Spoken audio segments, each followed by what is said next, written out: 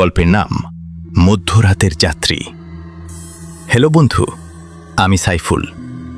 আমার গল্পগুলো ভালো লাগলে আমাকে ফলো করতে পারো।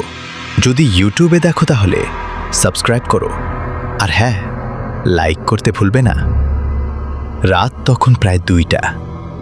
অয়ন অফিস থেকে ফিরে দেখল তার অ্যাপার্টমেন্টের লিফটটা নিচ তলায় দাঁড়িয়ে আছে।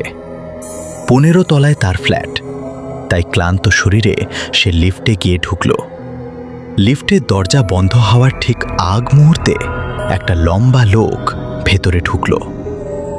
লোকটার পরনে একটা পুরনো আমলের কালো কোট, মুখটা নিচু করা।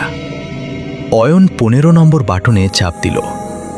লোকটা কোনো বাটনে চাপ দিল না, চুপচাপ অয়নের পেছনে গিয়ে দাঁড়ালো। লিফট ওপরে উঠতে শুরু করল। 7 তলায় পৌঁছাতেই হঠাৎ লিফটের বাতিগুলো দপ দপ করে নিভে গেল। পুরো লিফট ঘুটঘুটে অন্ধকার। অয়ন পকেট থেকে ফোনের ফ্ল্যাশলাইট জ্বালালো।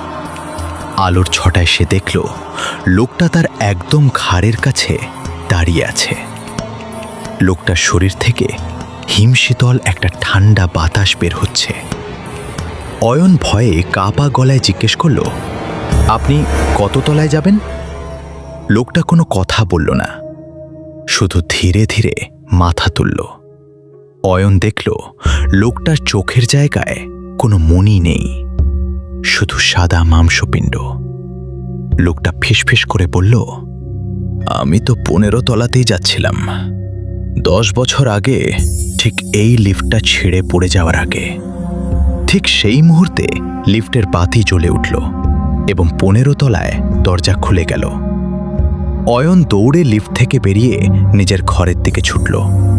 পেছনে তাকিয়ে দেখল লিফটটা একদম খালি, সেখানে কেউ নেই। কিন্তু তার কাঁধের সাদা শার্টে তখনও কালো রঙের 5টা আঙুলের হিমশীতল ছাপ স্পষ্ট হয়ে আছে।